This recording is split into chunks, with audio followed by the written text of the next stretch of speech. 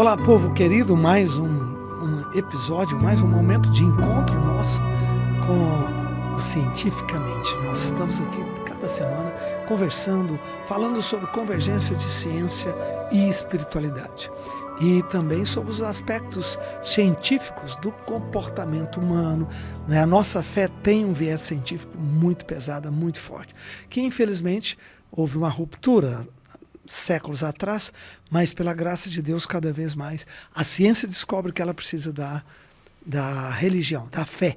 Ela precisa muito da espiritualidade. Tanto quanto também todos os religiosos, espiritualistas, sabem a importância da ciência em nossa vida diária. Tudo o que nós vivemos hoje, graças a Deus, faz a nossa vida se tornar mais simples e mais fácil por causa da ciência. Tudo, hoje, de microfone a carro, a avião, nós não temos como nos abster em nenhum ambiente que não tenha alguma tecnologia que leva aí o desenvolvimento científico. Não é isso? Graças a Deus. Para falar hoje um pouco sobre ciência no comportamento humano, junto com a fé, no comportamento humano. Eu estou recebendo aqui a nossa doutora. Ela é professora também, escritora, conferencista, a doutora Kátia Alencar, que vai compartilhar um pouco conosco da sua trajetória, da sua história. Ela é uma pessoa que trabalha bastante com um nicho específico de ajuda psicoemocional, que também tem um viés espiritual. Então, para se apresentar, inclusive dar seu endereço, né, seus canais de comunicação das redes sociais de maneira mais intensa. Quero abrir aqui os microfones e a câmera. Muito obrigado por você ter vindo, doutora. Muito, muito bom te receber aqui. Eu que agradeço, estou muito feliz de estar aqui. Obrigada por essa oportunidade. Tenho certeza que vai ser uma conversa muito produtiva. Obrigado, vai ser muito produtivo. Pelo que eu sei da tua história e tudo que você faz, vai ser muito importante. Bom, vamos começar do início, sempre. Fala pra gente como é que foi que você desenvolveu todo o seu aparato de conteúdo que você tem hoje, que você utiliza. Você conseguiu uma convergência de muita ciência e muita espiritualidade, até espiritualidade profunda, no quesito de ajuda psicoemocional, comportamentos, pessoas que têm distúrbios de comportamentos, ou adolescentes, crianças. Como é que foi que você chegou nisso aí, doutora ou professora? Sim. Bom, eu sempre caminhei entre as crianças. A minha mãe foi professora de escola dominical e eu trabalhei por muitos anos ali acompanhando a minha mãe. E, naturalmente, as coisas foram convergindo para que eu continuasse trabalhando ao lado delas. Sim. Quando eu me casei... Isso foi na igreja? Foi na igreja. Na faculdade? Na igreja. Já com 5 anos, eu acompanhava minha mãe como professora de escola bíblica dominical. Então, estar com as crianças e ensinar as crianças sempre foi algo muito próximo para mim. Então, se tornou uma paixão sua. Exatamente. E eu acho que, ministerialmente, as coisas começaram a começar definitivamente após o meu casamento. Eu me casei em 2009, em 2012, já pensando numa possível gestação, eu me interessei por estudar mais a fundo o mundo espiritual.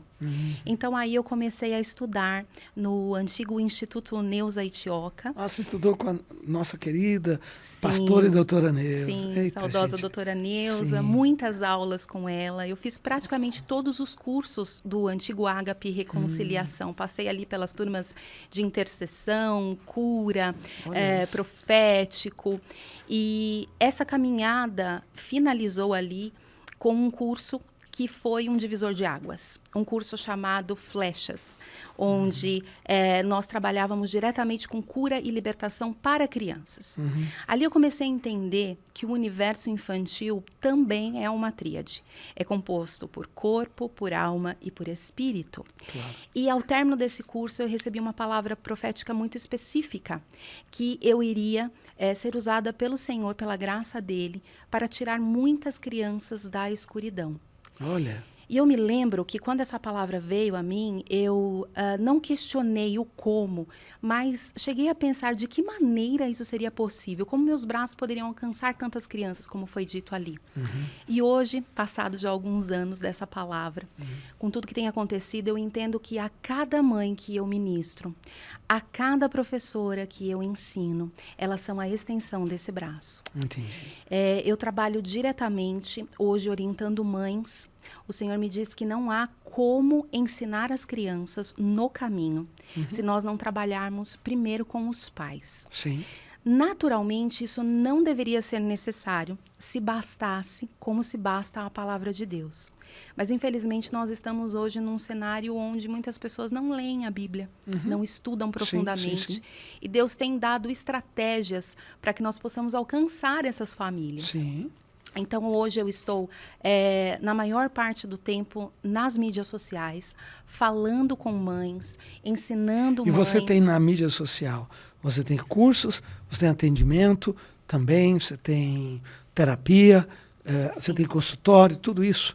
Como é que funciona o seu atendimento, seus produtos? Sim. Até o ano passado, eu estava atuando em sala de aula na educação infantil, como professora da educação infantil, que é a minha formação em pedagogia. Sim. Eu estou agora pós-graduando em Cosmovisão Cristã e Educação. Sim. E o Senhor me tirou, então, da sala de aula e eu fui para as mídias sociais. Hoje, na minha rede principal, no Instagram, no @ministrandofilhos, eu tenho... @ministrandofilhos é o seu Instagram principal. Exato. Eu tenho ali cursos de formação em 2 áreas específicas. A primeira é um curso onde eu trabalho as questões das guerras culturais. Nós estamos enfrentando grandes desafios com ideologias das quais as crianças são o alvo. Sim. E muitas vezes os pais não estão entendendo como as coisas estão acontecendo. Sim. Então a gente trabalha a questão da doutrinação nas escolas, a E sexualização os pais não sabem nem precoce. como agir também, né? Exatamente. Recentemente eu estive conduzindo ali uma palestra e eu fiz uma pergunta e devia ter em torno de 200 adultos na plateia e eu perguntei, vocês sabem o que é uma guerra cultural? Para o meu espanto, apenas o organizador do evento sabia responder o que é a guerra cultural. Em 200 pessoas, somente um sabia. Exatamente.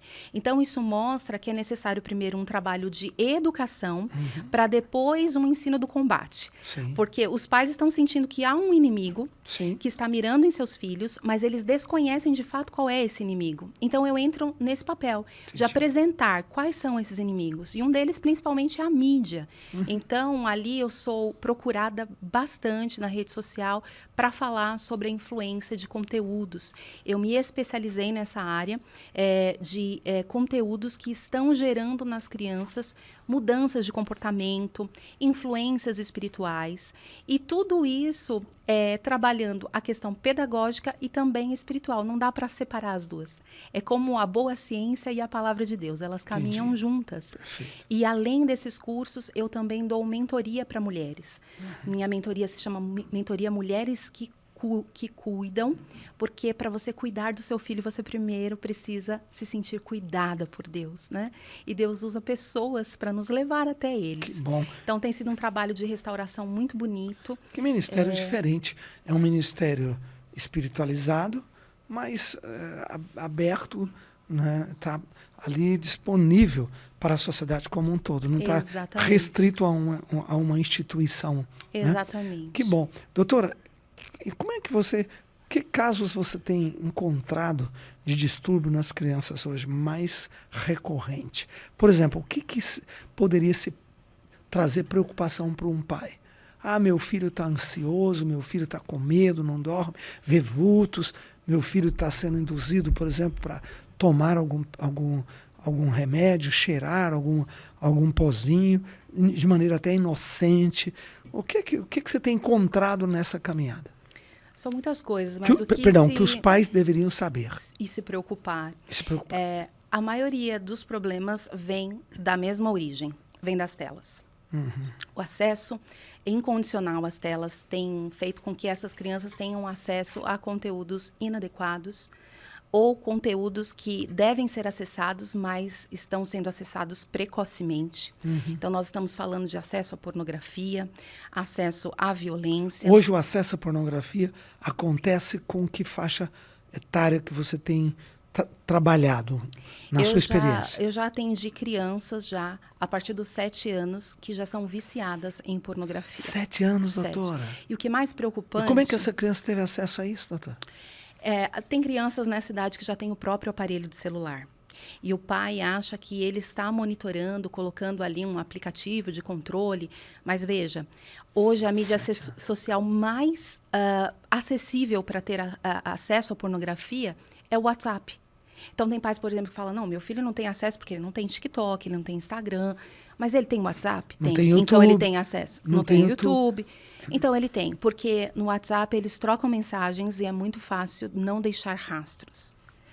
Então, os pais... Eu recebi recentemente uma mãe me pedindo ajuda e ela me perguntou qual literatura eu indicava para que ela lesse, para ela se preparar para falar sobre sexo com o filho. A primeira pergunta clássica é, quantos anos seu filho tem? Ah, meu filho tem 14 anos. Antes de indicar qualquer literatura para ela, eu tive que dizer, olha, sinto muito, mas com 14 anos o seu filho já sabe muito mais do que você imagina. Então, esse é um ponto que nos chama a atenção. Os pais desconhecem o universo da internet e acham que a inocência do filho ainda está preservada, ao ponto de ela estar receosa de falar sobre esse tema com o filho e ele já ter aprendido da maneira errada e há muito tempo. E aí, quando a gente vai atender esse adolescente, essa criança, muitas vezes, o acesso à pornografia, o acesso à violência vai desencadear outros comportamentos que nós que estamos nessa área conseguimos identificar facilmente. Mas o pai que não tem muita conexão emocional com esse filho, não tem muito contato, porque qual é o cenário hoje? Os pais passam a maior parte do tempo fora de casa, trabalhando para conquistar coisas para oferecer para esse filho. Esse filho passa grande parte do tempo na escola, onde lá também é um ambiente bem propício ao contato à pornografia. Eu, enquanto professora, tive experiências de estar no banheiro feminino e as alunas não saberem que eu estava ali no lugar privado e elas estarem trocando mensagens e vídeos e fotos pornográficas. E eu ali acompanhando. Gente. E elas rindo e falando, minha mãe não faz ideia do que eu estou vendo. E eu pensando, não faz mesmo.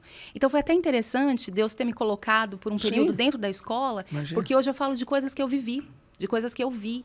E que quando a gente passa para os pais, a primeira reação é a negação. Não, meu filho não. Meu filho nunca viu, meu filho não faz, meu filho não sabe. Então, eu trago esse trabalho de conscientização. O problema sempre é o filho dos outros. Né? Infelizmente. E é difícil a gente pegar as cartas, né, e desfazer esse castelo de cartas montadas de uma falsa ilusão dos pais de que eles são puros ainda em alguns temas. Então, eu faço tudo isso. Eu trago todos os problemas. Mostro a realidade, mas aponto a solução, porque é possível trazer de volta, resgatar essa geração. E o principal ponto é a conexão com os pais. É o principal ponto, isso? É o principal. Uau. Dá uma aula aí, doutora. Explica por quê. Eu já atendi crianças, por exemplo, o pai e a mãe se queixa que não sai das telas, né? Que essa criança de 7, 8 anos não sai das telas. Que quando tira as telas, essa criança fica muito agitada, muito nervosa. Então, o que o pai faz? Dá as telas de novo para controlar o comportamento. E aí você vai fazer o atendimento com essa criança, com esse adolescente. E a principal queixa deles é, bom, eu fico nas telas porque eu não tenho meu pai e minha mãe perto. Se eles estivessem comigo, eu preferia estar com eles, até brincando, fazendo qualquer atividade, do que estar com as telas. Então, aquilo que preocupa os pais é, na verdade, o problema que eles mesmos geraram. Não há necessidade dos filhos terem celular.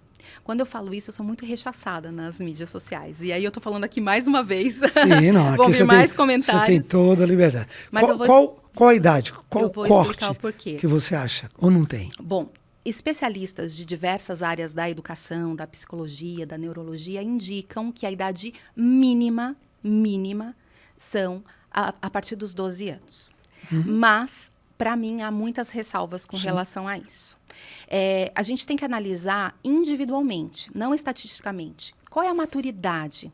do seu pré-adolescente de 12 anos para ter o seu próprio aparelho? E principalmente qual é a necessidade? A principal necessidade que os pais se firmam nisso para justificar dar um celular tão cedo é porque hoje eles têm muitas atividades, né? O pai vai trabalhar, mas deixou na escola.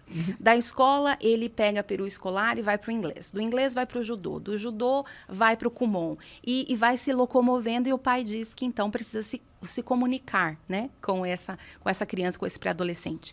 E aí eu faço ele lembrar de como era no passado. Porque essa locomoção já existia e nós não tínhamos celular. E como nossos pais conseguiam acompanhar?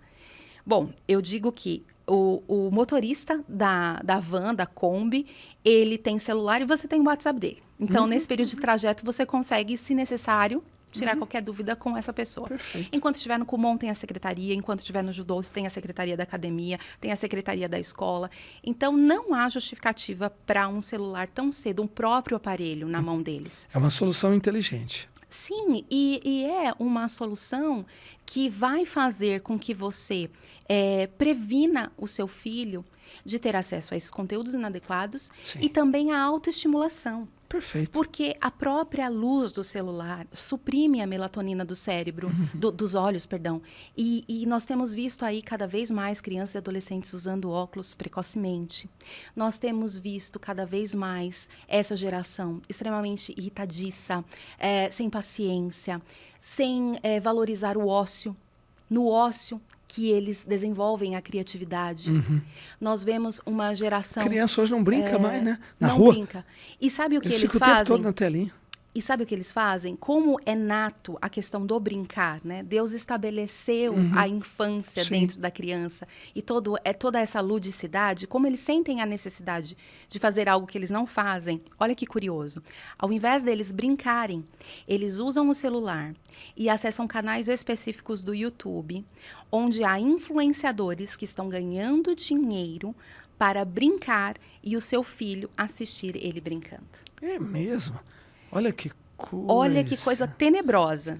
Meu Deus. Outra vertente muito forte. Há vários canais onde as crianças assistem, eles recebendo brinquedos, porque aí tem os patrocinadores, né, que enviam muitos brinquedos para casa desse influenciador. E a sua criança fica lá assistindo uma outra criança ganhar um presente, brincar com esse presente, e ele desenvolve 2 problemas. O problema dele não estar naturalmente brincando, criando as suas próprias brincadeiras, vivenciando essa experiência, e a questão da ilusão, de acreditar que realmente o mundo é fácil, daquele jeito, que os brinquedos chegam em casa, porque muitos filhos vão se queixar para os pais que não tem esse ou aquele brinquedo, porque ele passa o dia assistindo pessoas recebendo presentes e ganhando tudo que sai de lançamento, tendo tudo o que quer. Então, são tantas situações, se eu fosse enumerar aqui, seria um longo podcast, porque nós estamos com um grande desafio nessa geração. Então, nós vamos começar falando sobre celular na mão das crianças. 12 anos, no mínimo 13, 14 seria o ideal. E com muita responsabilidade e acompanhamento dos pais. Porque a maior parte desses distúrbios acontece por causa dos aparelhos celulares. A partir desse uso. E também escola, né? Porque também pode acontecer muito em grupos, nos colégios, nas escolas. Tá. E quais sinais que um pai pode esperar encontrar num filho ou numa filha que está vivendo isso? Vivendo realidade de intercâmbio com sexualidade nas telas do celular ou na escola. Como é que é um comportamento de uma criança que o pai e a mãe precisam ficar muito atento, porque são os sinais? Os comportamentos podem variar de acordo com a personalidade inicial da criança. Então, por exemplo, se nós temos um filho que é extremamente alegre, extrovertido, comunicativo, e ele passa a ficar mais calado, mais compenetrado, evitando o acesso a outras crianças ou mesmo aos pais, né, diminuindo a vida social, esse é um ponto. Então, é sempre o inverso. Nós temos crianças que já são mais tímidas, introvertidas, introspectivas, essas não vão passar a ficar mais espontâneas, não, mas elas vão ficar mais irritadiças, melancólicas, agressivas. Um ponto importante a se observar é o rendimento escolar. Geralmente, o rendimento escolar ele é afetado não só nas notas, mas na disposição também. Em casa, para fazer as tarefas, as lições de casa, ou mesmo as tarefas diárias. Só que o ponto principal é que só vai conseguir observar essas mudanças o pai que conhece originalmente seu filho. Sim. E é muito triste falar isso, mas esse é o principal problema. Porque hoje os pais, alguns, desconhecem quem na verdade é, qual é a personalidade do filho. Por quê? Para nós conhecermos como é o seu filho na realidade, nós temos que conviver com ele. Sim. E qual é o cenário hoje? Não tem convivência. Não tem. Alguns chegam em casa bem tarde, bem cansado, e esse filho já está se preparando para dormir ou já está dormindo. Aos finais de semana, aqueles que são mais abastados, e eu falo de conhecimento de causa, inclusive estava ano passado num colégio, trabalhando num colégio de pessoas que tinham uma condição financeira muito boa, e aí os alunos traziam, né, às segundas-feiras, o relato deles de como foi o final de semana, e o final de semana é assim, nós fomos no restaurante X, Y, W, e esses restaurantes, na sua maioria, têm a área Kids. Aí o papai deixa lá e O pronto. papai deixa lá, e ele fica com Mais o monitor. solidão. Exato. Ou então, aquela cena clássica de todos à mesa, com o celular também. As festas agora, infantis, na sua maioria, os pais não são mais convidados. Então, os filhos vão na festa, os pais deixam os filhos na porta e voltam para buscar. Então, eles estão ali interagindo com eles mesmos, os adultos não interagem mais, então dificilmente o pai conhece qual é o pai do amiguinho, a mãe da amiguinha. Nossa. E não tem esse tempo, então, de festinha, aquela festinha de família, né, como tinha antes. E o mais agravante, nas férias, nas viagens, nos cruzeiros também tem ali os monitores, a criança passa o tempo todo com os monitores, ou nos hotéis. Quantos e quantos relatos eu não ouvi de alunos meus comentando que foi muito legal, e aí você vai trocando informação de como foi, o que você fez e tal. E aí, quando eu toco no assunto do pai e da mãe, o que você fez? E a gente não ficou muito junto, porque meu pai e minha mãe foi fazer uma atividade, eu fui fazer outra. Então, essa falta de convivência, naturalmente, vai fazer com que os pais desconheçam a essência dos filhos. Sim, sim.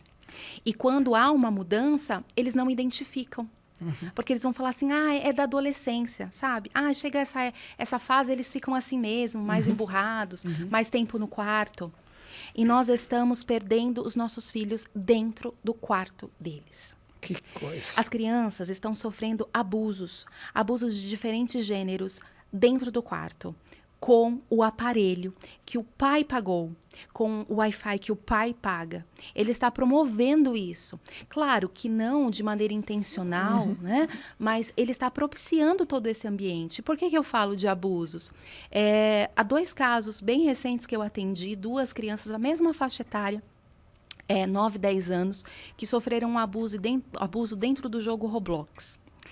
Esse é um jogo de avatar muito conhecido nessa geração, são milhões de downloads no mundo todo, e é um jogo aparentemente inofensivo, mas como há um chat online, muitas pessoas se fazendo passar por crianças estão ali, tendo diálogos inadequados com estas, mas tem um outro ponto também. Como eles se movimentam dentro do jogo, eu já atendi 2 casos em que a criança foi ali, começou a dialogar com outro bonequinho, o avatar, e esse você consegue movimentar, né, o boneco um em cima do outro, em algumas posições ali, insinuando determinados atos. E a criança, então, virtualmente estava sofrendo um abuso. Meu Deus, olha isso. E ela ficou assustada, mas não conseguiu sair daquela situação. Até porque desconhece, não tem repertório. Nesse caso, por conhecer, eram 2 meninas, eu conheço bem de perto, elas não têm repertório do que é um ato sexual em si. Então, elas sentiram algo inadequado, mas, ao mesmo tempo, elas se sentiram paralisadas naquela situação. E aí, o que isso gera? Termina a cena, acabou, sumiu da mente? Não some da mente. E há implicações espirituais. E aí é que entra a minha área. Então, eu ia te perguntar isso. Qual é a convergência espiritual que tem em situações, crises como essas? Como é que você consegue, o pai consegue, o tio, o avô, algum familiar, identificar que naquele distúrbio ali, naquela distorção, tem uma presença espiritual? A criança, ela recebe, na maior parte das vezes, em episódios como esse, um espírito de medo. Ela passa a desenvolver um medo que não é natural. Um medo que nos priva de tomar decisões erradas. Esse medo saudável que nós conhecemos, não. É um medo em que ela não consegue mais ficar sozinha no quarto, ou no escuro, ou ela começa a chorar aparentemente sem motivo, sentir uma presença de algo que ela não consegue explicar. E quando o filho se sente à vontade para relatar isso para o pai, é maravilhoso. Porque aí um pai que também tem entendimento espiritual e discernimento, que é o principal, ele vai orar. Ele vai expulsar aquele espírito maligno que entrou através daquele abuso, através daquela violência visual, através daquela cena, através das emoções e sentimentos que ficaram alojados naquele momento. Porque considerando que a criança, assim como os adultos, são compostos de corpo, alma e espírito, a alma, da onde advém as emoções, fica abalada e espiritualmente o inimigo usa esse momento para trazer aflições, para alterar inclusive o sono. Eu falo muito sobre terror noturno, por exemplo. Terror noturno é definido pela psicologia como uma parassônia, um distúrbio do sono, e eu comecei a estudar mais a fundo sobre isso, porque eu sofri com terror noturno na minha infância, durante muitos anos, e eu nunca aceitei que é simplesmente um distúrbio psicológico. Eu sempre acreditei que havia algo espiritual, porque as minhas experiências foram muito fortes com o terror noturno. E ao me aprofundar no assunto e buscar discernimento e fundamento na palavra, o Senhor me mostrou claramente que há principados que estão por trás do terror noturno, que fazem com que a criança fique aprisionada naquele episódio. E o terror noturno é interessante porque ele acontece em ciclos. Como eu disse, eu sofri na infância, mas de tempos em tempos eu tenho novos episódios. Olha isso. E aí, quando você vai estudar o principado que está por trás do terror noturno, que no caso é Lilith, você descobre que ela trabalha por ciclos também. Então, eu falei, Senhor, o Senhor me mostrou aí o problema, agora precisa da solução. E aí, com tanto estudo e tanta dedicação nesse tema, eu escrevi até um capítulo no meu livro sobre isso, que inclusive eu trouxe para você. Olha você aqui, trouxe meu bom. livro de presente para você. Libertando nossos filhos. Só um minutinho, olha aí. Galera, que bonito, ó. Libertando nossos filhos. Parabéns, doutora, parabéns. Mas que abordagem. Um manual bíblico para libertar e blindar seus filhos das influências malignas. Uau, maravilhoso. Muito, muito bom. E esse episódio... Vou ler com carinho. Que bom. Esse episódio do terror noturno, para fundamentar ainda mais essas experiências, nesses 3, 4 anos que eu estou trabalhando ativamente no Instagram, eu recolhi relatos de mães que sofreram com terror noturno e, consecutivamente, seus filhos também. Esse é um outro ponto. Geralmente, os adultos que sofrem com isso, se não houver um romper espiritual, os filhos também possivelmente sofrerão. E aí os relatos são muito semelhantes. E precisa fazer uma ministração para fazer essa ruptura espiritual. Sim. Nos atendimentos eu faço uma anamnese, então a gente começa a conversar desde a gestação. A gestação é muito importante, esse período. Qual foram os envolvimentos que a pessoa teve espiritualmente, em determinadas religiões, determinadas práticas. Tudo isso vai implicar num resultado. Porque quando a gente fala nesse tipo de coisa, já há naturalmente assim, uma ressalva com relação à maldição, tem uma discussão se há, se não há. Eu trago no final do livro um apêndice sobre isso, falando especificamente, tirando essas dúvidas, porque nós entendemos biblicamente, aí não se trata da minha opinião, o que a Bíblia fala, que o sacrifício de Jesus na cruz do Calvário, ele é suficiente. Sim. A Bíblia fala claramente que ele levou sobre si todas as nossas dores, todas as nossas aflições. Tudo já foi consumado. Só que se tratando do mundo espiritual, ele é atemporal. As coisas de Deus estão fora do tempo, fora do espaço. Parabéns. Não é nessa lógica racional, né, que nós entendemos. Então, tudo já foi consumado, mas nós precisamos nos apropriar disso. Isso. Se não for assim, eu gosto de um exemplo fácil para que as pessoas compreendam, é a questão da enfermidade. Lá está dito que o Senhor levou as nossas enfermidades na cruz do Calvário. Então, se ele levou, se não há consequências depois disso, por que ainda ficamos doentes? Ao mesmo tempo, ele fala que se nós levarmos a ele nossas dores e nossas aflições, se nós orarmos, ele é fiel e justo para nos trazer a cura, ou nos conduzir para isso. Então, os outros pecados, as outras implicações é da mesma maneira. Uma criança que está sofrendo ali com ataques espirituais, ela precisa ser levada à cruz. Nós temos que recorrer à cruz do Calvário. Nós ministramos, nós oramos, nós repreendemos. E quando você faz essa ministração, você faz só na criança ou às vezes com a mãe ou com o pai ou com a família? Qual é A dinâmica mais natural? O atendimento inicial é sempre com os pais. Ambos são convidados. Na maioria dos casos, infelizmente, a gente não tem muitas vezes o pai, né? Porque nós temos a questão também das famílias que não tem ali a presença do pai, a mãe, uma configuração que seria a ideal, né? Na maioria dos casos é só com a mãe, mas se tem a família composta, o pai e a mãe é atendido. Nós temos essa conversa, então, com ambos, onde a gente conversa e trabalha as especificidades de cada um na sua singularidade e depois na questão do casamento, da gestação. Entender como foi a concepção, por exemplo, já diz muito. Crianças que foram geradas, por exemplo, em bastardia. Esse já é um ponto que a gente precisa trabalhar. Porque filhos bastardos geralmente geram filhos bastardos. Você pode observar, eu trago isso no livro também, para que as pessoas façam esse exercício, né? Eu concebi o meu filho fora do casamento. Então, analise ali. Sua avó, sua mãe, geralmente tem um histórico recorrente dessa maneira. Então, analisar esse ponto é importante. Depois que eu converso com os pais, trato ali de assuntos importantes, aí eu vou atender a criança. E aí esse atendimento é sozinho, sem a presença da mãe. Por isso a mãe assina um termo de autorização para que eu tenha essa conversa.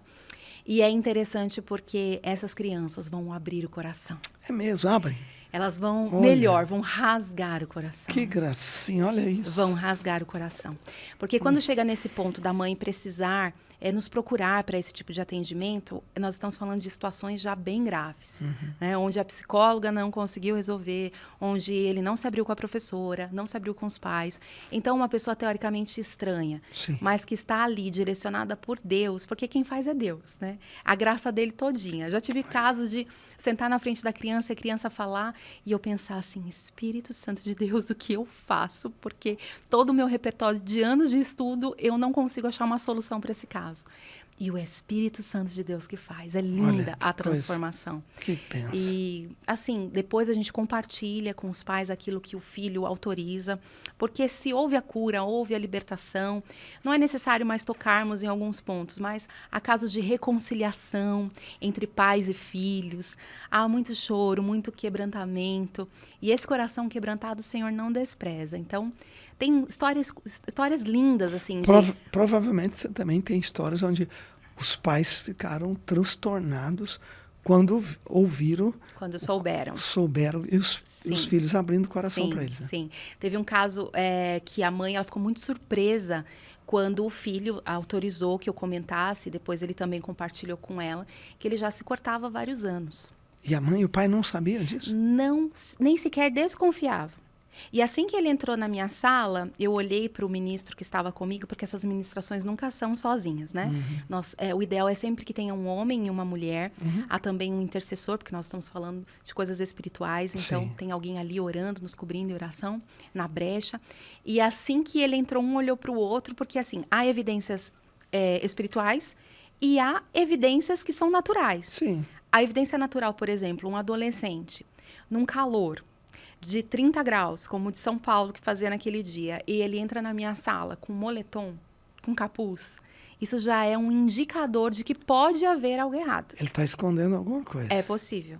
Então, e é interessante que aí o meu olhar fica super apurado, né? Eu ando na rua e fico sinalizando. Aí a minha filha já conhece, ela falou, mãe, eu conheço ele não se corta. Eu falei, não, filha, é que a gente, né, aquele calor e de moletom... Não é, obviamente, todos, mas são muitos. Imagina. São muitos. Quando essa mãe soube e esse pai, eles caíram em prantos. Porque aí há um peso de culpa. E aí nós trabalhamos para tirar essa culpa também. Que adianta ganhar o mundo todo, ganhar um bom salário e perder o seu tesouro principal, que é o seu filho, a sua filha? Exatamente. Nada justifica isso. Nós daremos conta. Nós daremos conta naquele grande dia. Os filhos são herança do Senhor, a palavra fala, né? Uma herança que Ele dá para nós em vida e Ele vai querer saber o que nós fizemos com essa herança. Perfeito. E as mães estão muito preocupadas hoje em dia no que o outro vai pensar. Por exemplo, olha, eu até concordo com você, Kátia, que meu filho não deve ter celular nessa idade. No entanto, todos têm da sala dele. Todos têm, todos vêm, todos brincam disso, daquilo. Meu filho vai ficar sem assunto. Eu ouço isso muitas vezes. Olha isso. E eu vou encorajar essa mãe para trazer ela para a realidade do valor de ter um filho que influencia. Claro. E não que é influenciado. Isso. Então, Perfeito. veja a necessidade de a gente trabalhar hoje a mentalidade das mães, dos pais. Sim. E que os pais saibam quem são os pais dos amigos, dos amiguinhos e o que eles pensam. Porque, de repente, você vai descobrir que os pais daquele amiguinho, não é, tem uma cultura que não bate com a sua. Exatamente. Vai conseguir uma outra amizade para o seu filho? Vai. Exatamente. Vamos pagar esse preço? Sim. Não merece? Claro que merece. Sim. Claro que merece. Orar desde o ventre para que o Senhor prepare essas amizades, né? Nós temos exemplos lindos na Bíblia de amizades entre dois homens, duas mulheres que mudaram a história dessa pessoa. Sim. Então, nós devemos requerer isso do Senhor e buscar por essas amizades saudáveis. Por isso, a importância também de usufruir da igreja como uma rede de apoio para isso. Eu ia te perguntar agora, qual o papel da igreja nisso aí? A igreja, ela entra como um colaborador. O Ministério Infantil, por exemplo, ele não substitui a atribuição que é dada aos pais em Provérbios 22:6 de ensinar no caminho. O No nos mostra que é que é um percurso. Então, nossos filhos estão na igreja no domingo, no máximo, num sábado, se tem algum evento, mas durante a semana eles devem, teoricamente, estar conosco nessa caminhada. Então, a igreja, ela entra aos domingos ou num evento ou num ministério que a criança exerça ali, o adolescente, como um reforçador dessa cosmovisão cristã. E quem não tem uma igreja, provavelmente, vai prejudicar mais ainda. Sim. Nesse quesito de ausência. Sim, há um déficit. Muitas mães passam por isso hoje, especialmente após pandemia. Houve um momento de... muitas igrejas fecharam, ou foi um momento que as pessoas repensaram e mudaram de organização ali, né, de local de congregação, e muitas não voltaram. Recentemente eu fiz uma live com um dos meus pastores e ele trouxe uma estatística ali muito curiosa a respeito da quantidade de membros que não voltaram após a pandemia. Uma igreja com uma média de 6 mil membros, né? Então, hoje congregam aproximadamente 2.500 realmente. Outros são visitantes, outros não voltaram. Os conhecidos como desigrejados hoje, né? Eu tenho o Senhor, eu conheço a Deus. E eu até entendo esse pensamento de alguns adultos, mas está tão difícil conduzir os nossos filhos no caminho, tendo a rede de apoio, que eu sequer posso admitir a possibilidade de não tê-la hoje. É uma igreja, é o que você falou, rede de apoio. Uma família, os jovens, as crianças, sozinhos, sem uma rede de apoio, de relacionamento, de suporte emocional para eles, porque na igreja eles se sentem aceitos, amados. Lá fora eles são criticados o tempo todo. Você é Bíblia, seu país, vocês são caretas. Tal. Na igreja não. Na igreja eles têm essa proteção, essa aceitação. Esse reforço. E a influência. Eu tenho como exemplo minha filha, ela mudou até o modo de se vestir. Ela já se vestia adequadamente, mas hoje ela se veste ainda com mais modéstia e feminilidade, porque as líderes dela, ela já exerce um ministério, ela tem 10 anos, veja, e ela já atua no louvor da igreja, ministrando para as crianças. Então, crianças louvando para crianças. Muito lindo o ministério. E ela tem líderes que são ali na faixa etária de 15, 16 anos, o que eu acho muito interessante também, porque ela se sente à vontade para se abrir com elas em determinados temas. Claro que são meninas não tão maduras, mas que já receberam todo um discipulado para poder também discipular. E aí, quando eu observei essa mudança dela de gosto de se vestir, eu fui analisar qual é a influência, porque é bem diferente do modo como eu me visto. Então, eu pensei, bom, Não sou eu que estou influenciando, quem será? E eu comecei a observar as líderes. E assim, é a mesma roupa, o mesmo cabelo. Nesse caso, como é algo bom, sim, e são meninas preciosas aos olhos do Senhor, sim, eu falei, que influência maravilhosa. Positivo demais. Sim, então, isso se não acontece na igreja, vai acontecer na escola. Se não é pro positivo, é pro negativo. Exato, é isso que eu quis dizer. Então, é por isso que eu uso essa palavra do reforço. Porque elas não vão se sentir sozinhas, a diferentona. Ai, a minha mãe não sabe, porque lá fora todo mundo é diferente, só eu. Não, na igreja ela encontra ali a turma Perfeito. que pensa igual. E se sentir parte do corpo é muito importante. Crianças que estão na igreja... Lá não tem bullying, lá não tem rejeição. Ali é isso que você falou, perfeito. Doutora, muito, muito obrigado. Foi maravilhoso te ouvir, entender todo o ministério que o Senhor colocou nas tuas mãos, e aquilo que você se tornou um anjo da família, para abençoar as crianças, para abençoar, especialmente as crianças pré-adolescentes, né, adolescentes, que precisam dessa ministração. E está aí, vamos dizer, até sem cor religiosa, é uma coisa aberta. Foi muito bom você fazer isso no viés científico e não no viés da igreja, porque a igreja já tem, mas oferecer à sociedade essa opção, parabéns pela iniciativa. Muito obrigada. Maravilhoso. Parabéns pelo livro. Mais uma vez, gente, Libertando Nossos Filhos, um manual bíblico para libertar e blindar seu filho das influências malignas. Está aqui, tá? E também os cursos e os atendimentos que podem ser disponibilizados para você, meu amigo. Repete, doutora, só como que a nossa audiência pode, um pai ou uma mãe que precisa, pode encontrar você. No @Ministrando Filhos, o meu canal no Instagram, lá na minha bio você encontra todos os meus cursos disponíveis e o livro pode ser adquirido no meu site www.katiaalencar.com.br. Os atendimentos também para essas mentorias, palestras, eventos, ministrações individuais, todas também no link da bio, tem lá o acesso para cada tipo de convite e nós vamos para onde o Senhor tem nos mandado. Agora, em 2025, nós temos um projeto de levar a ministração Libertando Nossos Filhos em igrejas de todo o Brasil, para trazer essa consciência do que é a guerra cultural, desse enfrentamento, e trazer as soluções de modo prático, embasado na palavra de Deus, mas com ferramentas práticas para tirar esses filhos do quarto, para resgatar essa geração. Muito, muito, muito útil, importante e muito bom. Parabéns mais uma vez, doutora. Que Deus continue te abençoando, te usando Amém. Poderosamente. Obrigado você, meu amigo, que ficou conosco. Se você gostou aí desse bate-papo nosso, primeiro, curta. Segundo, passa para frente, compartilha isso aí. Gente, quem hoje não está sofrendo isso? Que família não existe, sabe por quê? Às vezes você é vovô, mas a sua filha, você já tem neto. E os netos estão passando por isso aí, ó.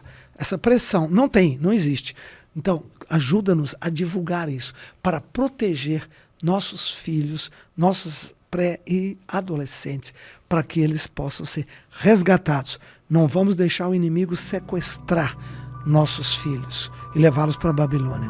Nós trazemos os príncipes da Babilônia de volta para a casa de Deus. Amém? Então, fique com Deus, muito obrigado. Mais uma vez, doutora, e estamos aqui sempre disponível. Tendo um outro livro, lançamento, venha. Vai ser muito bom a gente continuar batendo papo nessa linha, nessa direção. Muito obrigada. Deus abençoe.